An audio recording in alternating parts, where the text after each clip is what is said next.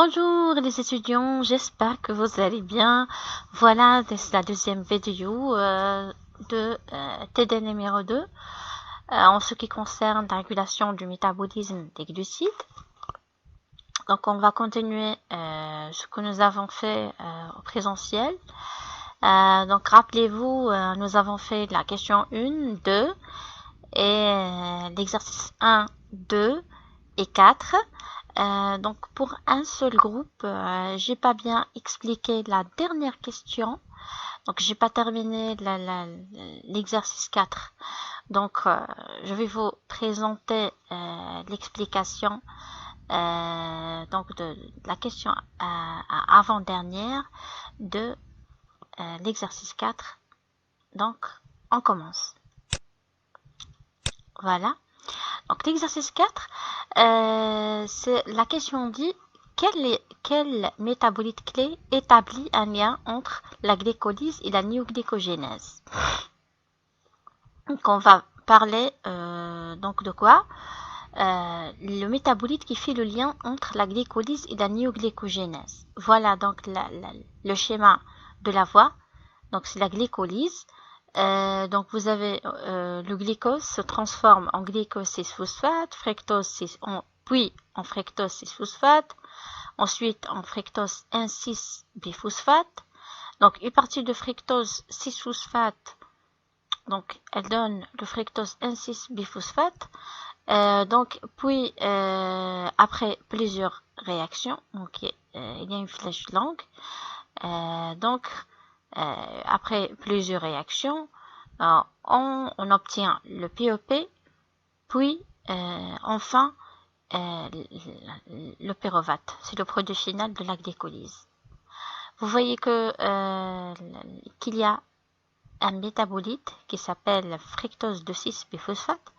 Donc ce métabolite, c'est pas un métabolite de la glycolyse, mais il est synthétisé au cours de la glycolyse. Donc une partie donc le fructose 6-phosphate, une partie de ce métabolite se transforme en fructose 1,6-biphosphate et une autre partie en fructose 2,6-biphosphate, et cela de façon simultanée. D'accord? Donc la question dit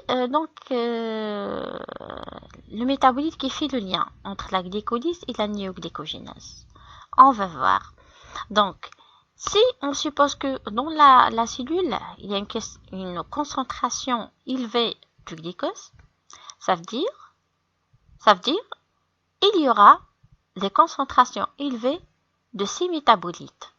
Donc, il y aura une concentration élevée de glucose 6-phosphate, puis une concentration élevée de fructose 6-phosphate, et bien sûr, le fructose 6-phosphate, il donne le fructose 2,6-biphosphate et le fructose 1,6-biphosphate. Donc, il y aura une concentration élevée de fructose 2,6-biphosphate et fructose 1,6-biphosphate. Donc, ce qui nous intéresse, c'est le fructose 2,6-biphosphate. Donc, la concentration élevée de fructose 2,6-biphosphate, donc, elle va activer la PFK1. La PFK1 ou la phosphofructokinase 1, c'est l'enzyme qui transforme le fructose 6-phosphate en fructose 1,6-biphosphate. Donc c'est une enzyme de la glycolyse. Donc le fructose 2,6-biphosphate avec sa concentration élevée active cette enzyme. Donc il accélère la voie de la glycolyse. D'accord. Puis donc, simultanément ou en même temps, il a une autre action sur une autre enzyme. C'est l'enzyme fructose 1,6-biphosphatase. Donc, il va inhiber cette enzyme. Donc, cette enzyme, c'est une enzyme de la voie inverse de la glycolyse. Donc, c'est une enzyme de la néoglycogénèse. Donc, elle est responsable de la catalyse de la réaction de fructose 1,6-biphosphate en fructose 6-phosphate. Voilà, donc la concentration élevée de fructose 2,6-biphosphate inhibe l'enzyme fructose 1,6-biphosphatase donc c'est une enzyme de la néoglycogénèse, donc il va freiner la néoglycogénèse. D'accord. Donc, la concentration élevée de fructose 2,6-biphosphate, elle va accélérer ou elle accélère la glycolyse et elle freine la néoglycogénèse. Comment? En activant la PFK1 et en inhibant l'enzyme qui catalyse la réaction inverse, c'est une enzyme de la néoglycogénèse, la fructose 1,6-biphosphatase. D'accord? Donc, vous voyez donc la concentration de fructose 2,6-biphosphate. Sa concentration, elle est contrôlée sous une action hormonale. Donc, l'insuline, il favorise l'augmentation de sa concentration. Pourquoi? Parce que l'insuline, il favorise les voies d'utilisation du glycose, qui sont la glycolyse et la glycogénogénèse. Donc, mettre le glycose en réserve et l'utiliser ou le cataboliser par la glycolyse. Toujours si on a une concentration élevée ou on dit donc une concentration assez importante du glycose dans la cellule. D'accord? Donc l'insuline, donc, il favorise la glycolyse et la glycogénogénèse ou la synthèse de glycogène. Donc bien sûr, effectivement, il va faire donc il va augmenter la concentration de fructose 2,6-biphosphate. D'accord. Donc le glucagon, il fait l'inverse. Donc il fait l'inverse toujours. Donc il va diminuer la concentration de fructose 2,6-biphosphate. Vous avez le glucagon, c'est le cas où la cellule elle a besoin du glucose. Même la circulation sanguine, il y a une faible concentration du glucose dans la circulation sanguine. Donc il faut faire quoi? Donc il faut que la cellule, il faut maintenir la glycémie, il faut libérer le glucose dans le sang. Comment? En mobilisant les réserves énergétiques, c'est-à-dire le glycogène, c'est la glycogénolyse, et en produisant le glycose, c'est-à-dire en activant la néoglycogénèse. Dans ce cas, dans cet exercice, donc le glucagon, il va accélérer la néoglycogénèse. Donc avec la concentration faible ou avec sa stimulation à diminuer la concentration de fructose 2,6-biphosphate, donc ça va contribuer à bien sûr l'accélération de la néoglycogénèse. D'accord? Voilà, donc cela se déroule dans le foie et le muscle. La dernière question, quelle enzyme catalyse la réaction reverse de celle catalysée par l'enzyme E1 dans le foie? Donc l'enzyme E1, c'est l'exokinase. C'est l'enzyme qui catalyse la première réaction de la glycolyse, le glycose en glycose 6-phosphate. Donc, la question dit, quelle est l'enzyme qui catalyse la réaction reverse? La réaction reverse, c'est-à-dire la réaction qui fait la transformation de glycose 6-phosphate en glycose et dans le foie. Donc on cherche l'enzyme, mais dans le foie. Donc c'est la glycose 6-phosphatase. Donc la glycose 6-phosphatase, donc c'est une enzyme qui catalyse la réaction reverse de la première réaction de la glycolyse. Elle est catalysée cette enzyme se trouve dans le foie. Donc elle est exclusive. Donc elle ne se trouve pas dans un autre type cellulaire. Donc elle est exclusivement présente dans le foie. D'accord? C'est pour ça qu'on a dit dans le foie. C'est-à-dire cette enzyme, donc l'enzyme qui fait la réaction glycose 6-phosphate en glycose, elle n'existe pas. elle existe uniquement dans le foie. D'accord? On passe à l'exercice 3. Donc l'exercice 3, donc il parle de l'enzyme glycokinase et l'exokinase. Donc ces deux enzymes catalysent la même réaction, le glycose en glycose 6-phosphate. Donc on va voir les différences entre ces deux enzymes. Donc la glycokinase, où se trouve, donc la fonction de ces deux enzymes, c'est la phosphorylation du glycose ou des exoses, c'est-à-dire les sucres. Donc leur fonction, c'est la phosphorylation. Donc, la glycokinase, donc elle se trouve dans le foie. L'exokinase, donc elle se trouve dans toutes les cellules. D'accord? Donc, la glycokinase, elle est spécifique au glycose, Donc, et l'exokinase, elle n'est pas spécifique au glycose. Donc elle phosphoryle les exoses. Donc, exokinase. Donc, pour l'affinité pour le glycose, la glycokinase, elle a une faible affinité pour le glycose. Une faible affinité pour le glycose, c'est-à-dire, donc, elle ne phosphoryle pas le glycose. Elle phosphoryle le glycose dans un seul cas, le cas où il y a une concentration élevée du glycose, c'est-à-dire la phosphorylation, où la glycokinase, elle fonctionne lorsque la concentration du glycose est élevée.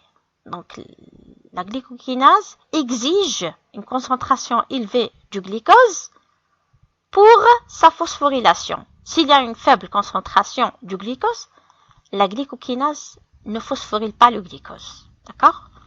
L'exokinase, donc, elle a une forte affinité pour le glycose.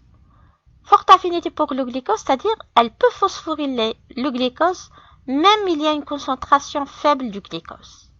Même il y a une concentration faible de glycose, donc elle n'exige pas une concentration élevée du glycose pour le phosphoryler. D'accord? On passe à l'exercice.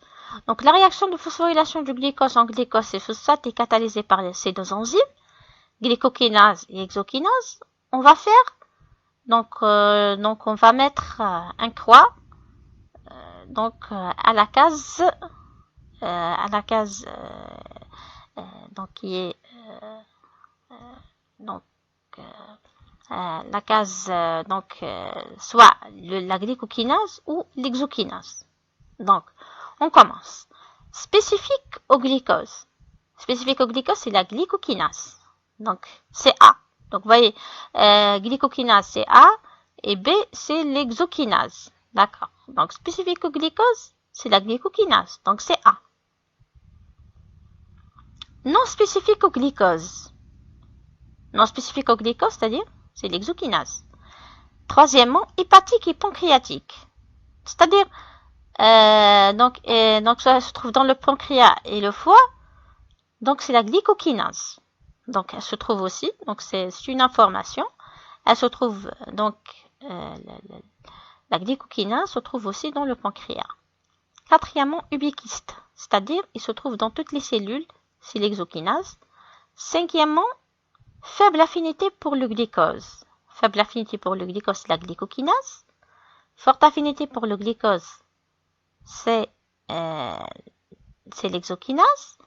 Et septièmement, phosphoryle 6 molécules du glycose. Donc, ça veut dire les deux enzymes travaillent sur 6 molécules de glycose. C'est-à-dire, elles ne travaillent que sur 6 molécules du glycose. C'est-à-dire spécifiquement. Donc, elles phosphorylent spécifiquement 6 molécules. Non, c'est faux. C'est faux. Donc, c'est pas exactement 6 molécules. Donc l'exokinase et la glycokinase, donc elles phosphorylent, mais avec d'autres nombres. C'est pas exactement 6 molécules de glucose, d'accord? Donc, ni A, ni B. C'est-à-dire, ni la glycokinase, ni l'exokinase qui sont justes, d'accord? Donc, on passe à l'exercice 5. Complétez le tableau suivant. Donc, on va compléter ce tableau. Le tableau, donc, il renferme donc des cases. Donc, on parle du pancréas. Donc, il y a 2 types cellulaires de pancréas, l'endocrinocyte alpha et l'endocrinocyte bêta. Donc l'hormone libérée de l'endocrinocyte alpha, c'est le glucagon. Les cibles du glucagon, c'est le foie. Les modifications apportées après la sécrétion du glucagon, qu'est-ce qui se passe? Donc, libération du glucose dans le sang et il y aura une glycémie normale. Bien sûr, donc le glucagon, donc sa fonction, c'est donc il augmente la concentration du glucose dans le sang. Donc, il favorise la libération du glucose dans le sang pour maintenir la glycémie. Donc, quand il y a un déséquilibre au niveau de la sécrétion du glucagon, il y aura une hypoglycémie, c'est-à-dire une diminution du glucose dans le sang. Donc, le type de stimulation. Type de stimulation, c'est-à-dire la cellule pancréatique, donc elle est sensible à la concentration du glucose dans le sang pour sécréter le glucagon. C'est-à-dire, donc, l'endocrinocyte alpha, elle est sensible à la concentration du glucose dans le sang pour sécréter le glucagon. Donc, on dit que c'est une stimulation humorale, c'est-à-dire elle est liée au sang. Elle est liée à la concentration du glucose dans le sang. Donc, on passe à l'autre type cellulaire, pancréatique, l'endocrinocyte bêta.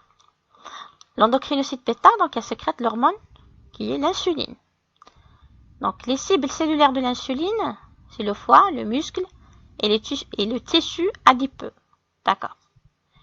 Les modifications apportées après la sécrétion de l'insuline, diminution du taux de glucose dans le sang. Toujours donc l'insuline, donc il fait l'inverse. Il a une action inverse de glucagon. Donc il fait le contraire. Donc il diminue la concentration du glucose dans le sang pour maintenir la glycémie. Donc quand il y a une augmentation du taux de glucose dans le sang, donc l'insuline, il intervient pour la diminuer. S'il y a un déséquilibre dans la sécrétion de l'insuline, il y aura une hyperglycémie. D'accord? Il y aura une hyperglycémie. Donc, type de stimulation, toujours c'est la même. Donc, elle est humorale, c'est-à-dire l'endocrinocyte bêta, elle est sensible à la concentration du glucose dans le sang pour sécréter l'insuline. On dit c'est une stimulation humorale liée à la concentration du glucose dans le sang. Voilà. La question qui reste, la dernière, quelles sont les voies métaboliques impliquées pour maintenir de la glycémie au cours du jeûne? C'est-à-dire, on parle de cas de jeûne. Le cas de jeûne, c'est-à-dire, il y a un manque du glucose dans la circulation sanguine et dans les cellules du corps. Donc, quelles sont les voies qui interviennent pour maintenir la glycémie? Donc, ici, on parle de la glycémie. D'accord. Donc, pour maintenir la glycémie, il y a des voies qui interviennent. Lesquelles? On va voir. Donc, s'il y a donc une concentration faible du glucose dans le sang, ça veut dire il faut libérer le glucose dans le sang à partir des cellules. Donc, les cellules qui peuvent libérer le glucose dans le sang, c'est le foie. Donc, c'est le foie. C'est uniquement le foie. Voilà. Vous voyez donc le schéma. Donc, dans le foie, vous voyez donc il y a deux voies qui interviennent pour libérer le glucose dans le sang. Il y a la glycogénolyse et la néoglycogénase. Donc, donc sous l'effet du glucagon, donc sous une action hormonale. Donc le glucagon, il favorise la glycogénolyse, c'est-à-dire la mobilisation des réserves énergétiques de glycogène. Donc il dégrade ou il favorise la dégradation de glycogène en glucose, donc bien sûr pour libérer le glucose, et aussi donc il favorise ou il stimule la néoglycogénèse, c'est la synthèse du glucose, la biosynthèse du glucose, pour enfin le libérer dans la circulation sanguine afin de maintenir la glycémie. Donc il y a deux voies. On a parlé de deux voies, la glycogénolyse et la néoglycogénèse. La troisième voie, c'est la lipolyse. La lipolyse, donc voyez, la lipolyse, c'est-à-dire la mobilisation des réserves lipidiques. Donc, on parle de triglycérides. D'accord. L'adépocyte, au niveau de l'adépocyte, donc les triglycérides se dégradent pour donner les acides gras et le glycérol. Ensuite, le glycérol, donc, il sort de l'adépocyte vers le foie pour l'utiliser dans la voie de la néoglycogénèse. C'est pour synthétiser le glucose. Donc le glycérol se transforme en glycérol phosphate.